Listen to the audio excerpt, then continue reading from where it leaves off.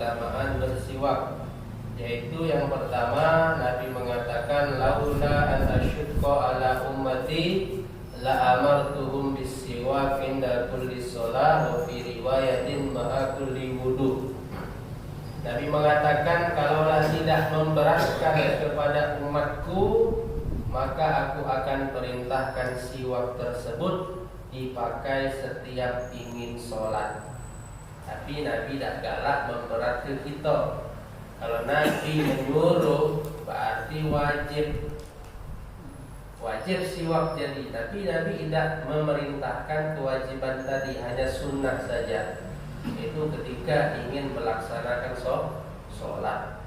Jadi jatuhnya hukum bersiwak adalah sunnah ketika ingin melaksanakan sholat, baik sholat wajib atau sholat sunnah. Dalam riwayat yang lain ma'akulli wudu, atau setiap ingin berwudu juga disunnahkan memakai wudu. Tapi antara Imam Romli dan Ibnu Hajar sedikit berbeda di mana letak pakai siwaknya ketika berwudu. Imam Romli mengatakan sebelum segala sesuatu kita sebelum melakukan wudu pakailah siwak tadi. Sebelum mencuci tangan, basahi dulu siwaknya, kemudian disikat ke baru mencuci tangan berwudu. Itu Imam Romli.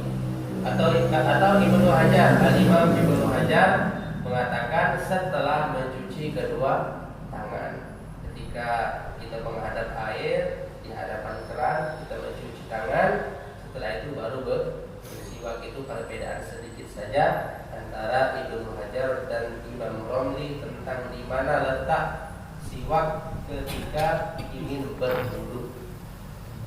Dan juga hadis yang lain Nabi mengatakan as-siwak matharatun lil fami, maradhatun lirabbi wa majratun lil basar. Nabi mengatakan siwak itu membersihkan mulut. Jelas karena yang disikat adalah mulut kita. Maradhatun lirabbi, mendapatkan ridha Rabb, ridha Allah Subhanahu wa taala. Cuma melakukan ini saja, melakukan siwak ini kita mendapatkan ridha Allah Subhanahu wa taala. Dalam arti kata lain berarti setan tidak ridha kepada kita. Setan benci kepada kita. Tidak apa-apa. Memang kita musuhnya setan. Setan pasti benci sama kita, pasti murka sama kita. Makanya kadang kita ini ada juga kalau siwak ini tidak pernah tuntas, hilang tulang. Setan dulu nyingkirnya paling tidak senang dia. Karena Allah ridho sama kita, dia murka. Maka siwak ini disingkirkan, dihilangkan. Nah itu Allah akan ridho kepada mereka yang menggunakan siwak. Dan hadis yang lain rak'atan bi siwakin khairun min sab'ina rak'atan bi ghairi siwak. 2 rakaat dengan menggunakan siwak lebih baik daripada 70 rakaat tanpa siwak. 70 berbanding dengan 2. Jauh sekali perbedaannya. Ketika ada fulan sholat 2 rakaat menggunakan siwak, sama si B tadi 70 rakaat tanpa siwak lebih baik daripada lebih baik 2 rakaat tadi memakai siwak. Jadi dengan 2 rakaat dengan menggunakan siwak pahalanya 70 jadi dibandingkan dengan orang yang 70 rakaat tanpa menggunakan siwak. Bagaimana dengan 70 rakaat dengan siwak pula lebih banyak lagi pahalanya. Dan juga ada hadis yang lain fadlus shalah bisiwak ala salati bi siwak 70 dhifan. Utamaan sholat, ini sholat sunnah dan sholat wajib sama baik. Itu dibandingkan dengan sholat yang tanpa menggunakan siwak itu 70 kali lipat. Dan banyak lagi daripada keutamaan menggunakan siwak. Di antaranya yusahilun nazar, memudahkan orang nazar nak meninggal dunia. Dan ini pernah dicontohkan, dipraktekkan oleh Nabi Sallallahu Alaihi Wasallam Wasallam ketika beliau sakaratul maut, beliau memberikan isyarat kepada Sayyidah Aisyah untuk diambilkan siwak. Dan Sayyidah Aisyah paham bahwa Nabi ingin siwak. Dan beliau Sayyidah Aisyah membawakan siwak yang sebelumnya dibasahi dengan air liur beliau. Jadi beliau mengatakan, Sayyidah Aisyah, alangkah nikmatnya air liurku dengan air liur Nabi Muhammad bersatu, bergabung.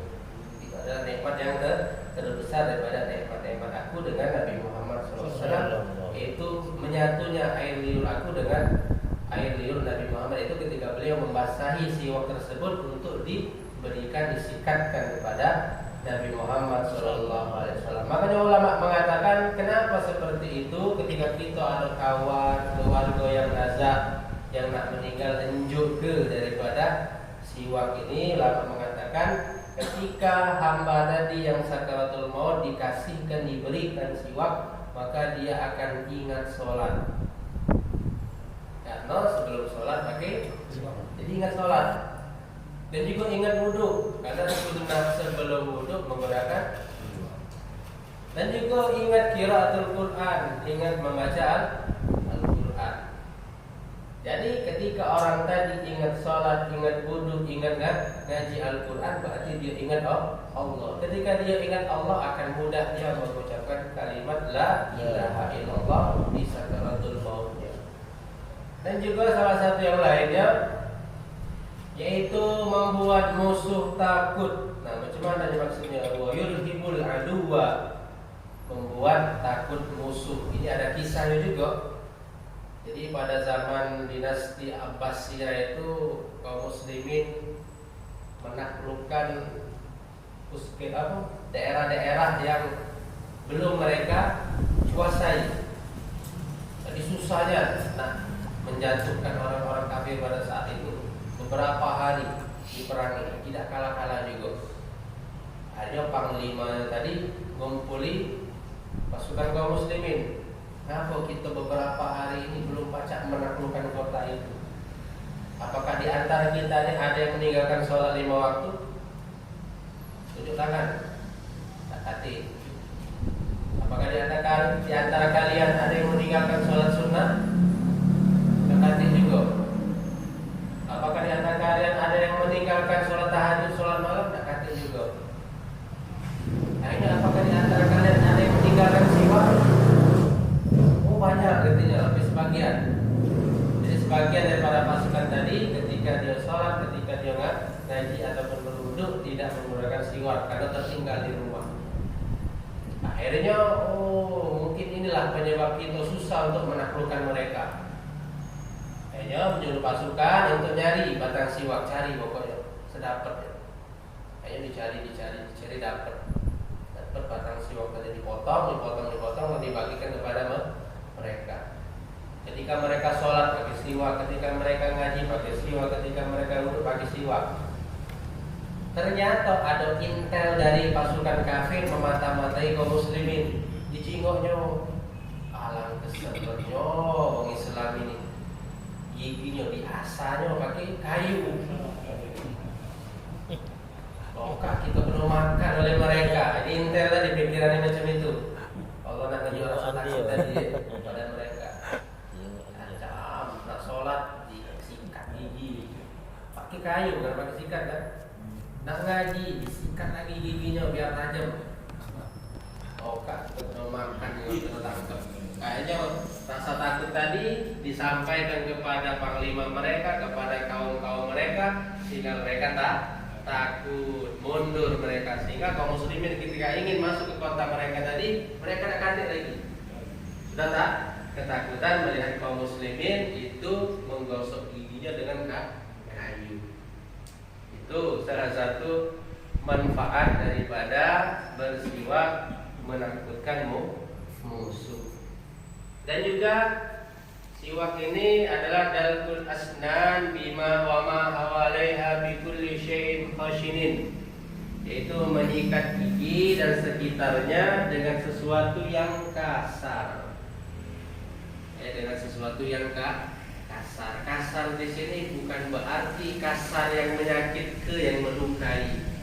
kasar yang dianggap bisa menyikat macam itu. Padahal kan kasar kaki melukai giginya, melukai gusinya itu tidak termasuk. Berarti pakaian juga bisa dipakai untuk siwak, tapi jangan setiap hari kaki kuning bajunya gitu.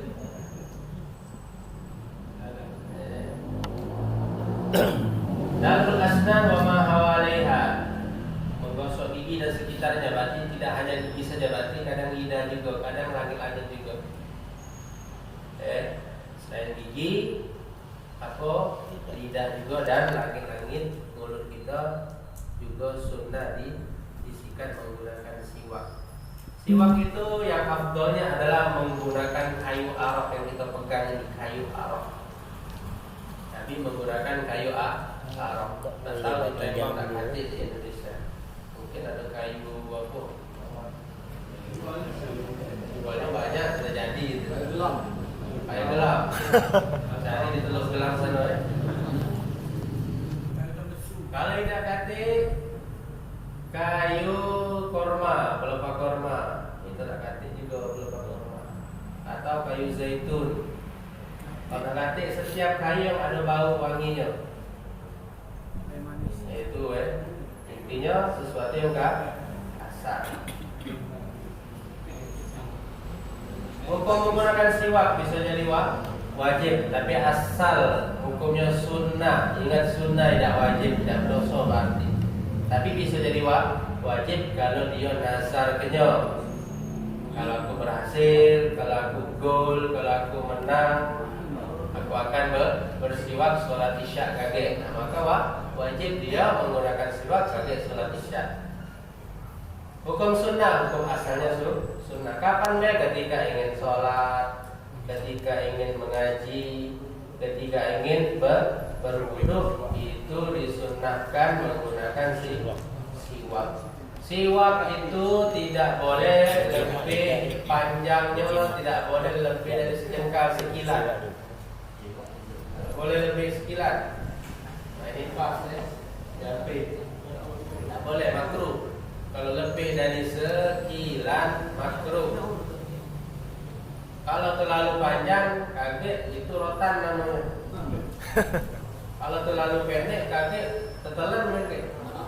Nah, tidak boleh lebih dari sekilan dan tidak boleh kurang dari 4 jari. Ini jari yang bersangkutan ya, bukan jari budak bayi bukan. Nah, ini lebih mungkin 8 jari. Tidak boleh, kecilnya kaget.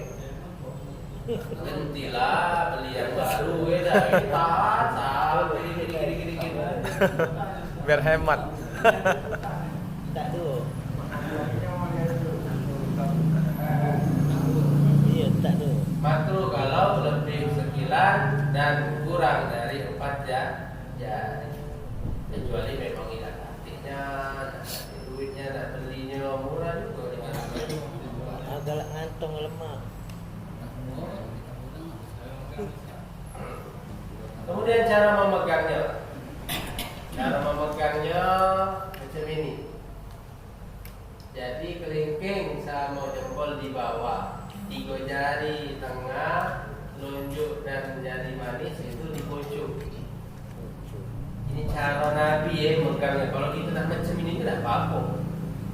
Tapi cara Nabi kepalangan kita nak nyentuh Nabi kan, jadi cara pegangnya macam ini. Jari kelingking sama jempol di bawah, jari tigonya, jari tengah, jari telunjuk dan jari manisnya di atas. Jadi tidak boleh dua, harus sikap kaki ini dibuat, tidak boleh makruh sikap. Ini kaki buat juga, kaki sini pula, balik tak boleh. Pucuk-pucuk Nah, kalau sudah seminggu, kalau memang dia rutin 5 waktu pakai siwak, tak buat macam ini lagi seminggu. Kalau macam ini, kalau kita diseset dulu sedikit habis direndam banyu hangat, kemudian digigit-gigit biar lembut. Kalau dah gigit masih keras dia. Kalau dah ganti gigi kecup-kecup atau dia di apa? Pakai lidah, digosok lidah. Namun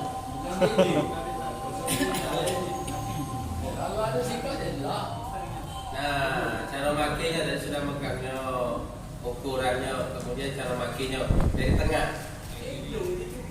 Dari tengah ke kanan, pucuk. Cara kode 8. Nah, ini jadi.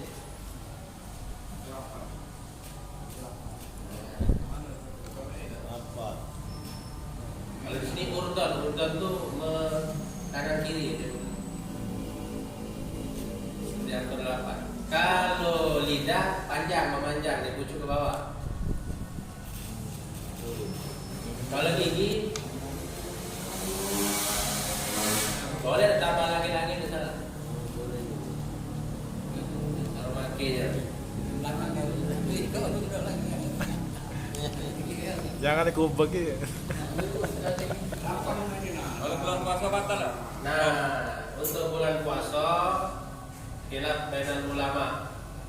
Sebagian ulama mengatakan batasnya sampai asar. Habis asar dan dipakai lagi. Tapi kata Imam Nawawi mengatakan sampai maghrib pun tidak apa-apa dipakai. Tidak apa-apa dipakai siwak. Iya, Imam Nawawi mengatakan. Imam-imam yang lain katanya sampai iya benar sampai Imam Nawawi tak kating waktu, nak malam, nak siang, nak pagi kata Imam Nawawi. Ada imam yang lainnya batasnya sampai asar. Sebelum asar itulah waktunya. Kalau sudah masuk asar tidak boleh lagi dipakai sih. Bulan puasa ni hilang separuh ni buat. Ketika nak sholat wajib pakai, sholat sunnah pakai, ketika ada wudu pakai. Bahkan ada ulama memakai ketika ingin zikir, sebelum zikir dipakai. Tat, cek mana nanya Tat? Nanti aja. Ada. Kalau ngaji dah yang ibadat deh mak siwak deh. Iya. Ya perasaan Pak Tadaru kalau hubungan suami istri dah. Ini kan ibadat itu. Ibadat itu Sudah sunnah, jadi tidak sama lagi. Sudah sunnah, tidak pakai lagi. ya sunnah Rasul. Terakhir kita ulangi bahwa siwak ini sunnah bagi kayu Arab. Tak boleh. Kalaupun memang terdesak, seperti kita dulu pakai baju sekali-sekali tinggal kain. Oke, cari siwaknya, jangan didiamkan. Pakai setiap orang main lagi. Tidak boleh lagi istilah. Jadi cara mengangkat macam ini, cara menyikatnya menyilang seperti angka 8. Kalau lidah memanjang dari atas ke bawah. Kalaupun ada doanya membalikkan bihi asnani, syudda bihi lisani, sabbit bihi lahati, wa afsi bihi lisani, wa barik li fihi wa asibni alaihi ya arhamar rahimin. Ingat ya, seminggu sekali potong lagi, buat baru seminggu sekali. Habis itu. Hah? Baca beli lagi. Mana ini setahun lagi? Ini dah habis kali. Kumpul gitu. Insyaallah mudah-mudahan ketika kita ngaji Al-Quran di bulan Ramadan ada ataupun ngaji Al-Quran sendirian kita pakai. Kalau berlipat ganda lagi bulan puasa. Di luar bulan puasa kita sebelum ngaji pakai siwak dapat pahala besar, apalagi di bulan suci Ramadan berlipat ganda ketika kita melakukan berbagai ibadah. Hadirin mustami'in dirahmati Allah SWT, mudah-mudahan yang kita sampaikan daripada bab siwak ini bisa dipahami dan insyaallah bisa diamalkan pada keseharian ibadah kita setiap hari. Amin ya rabbal alamin.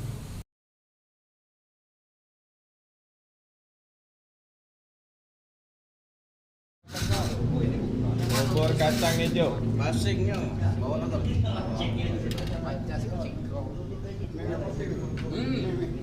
Mantap. Apanya mantap? Susunya. Susu.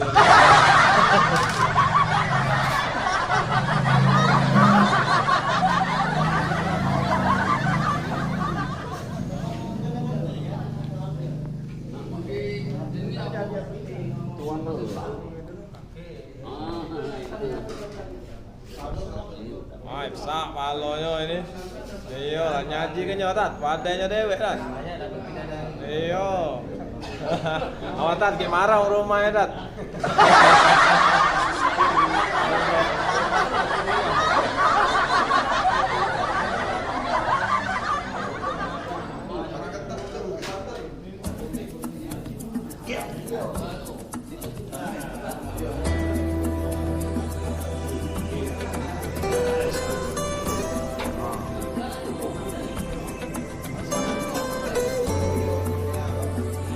Awas oi, kalau duduk di bawah tuh. Duduk di bawah tuh.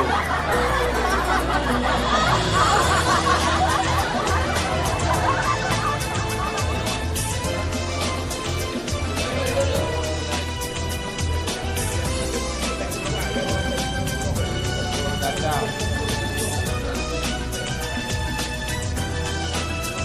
Terus.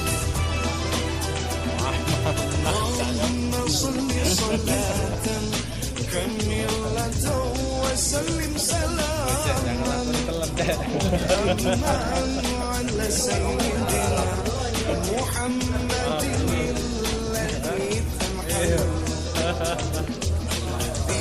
Hebat, tak punyanya lagi dah.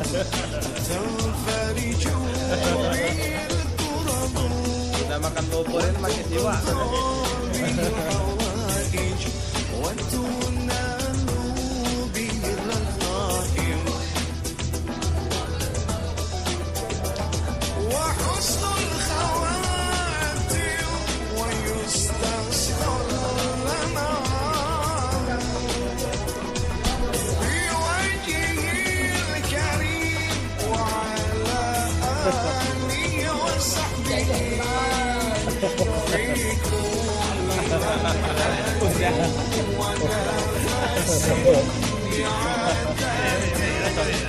Nah, nambah. Laju lah. Laju sila. Nah, Bang Herman nambah juga dia.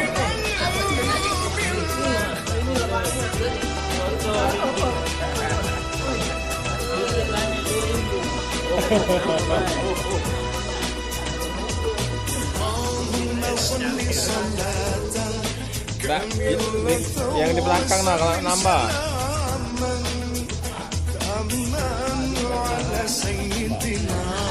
محمد الذي تنحل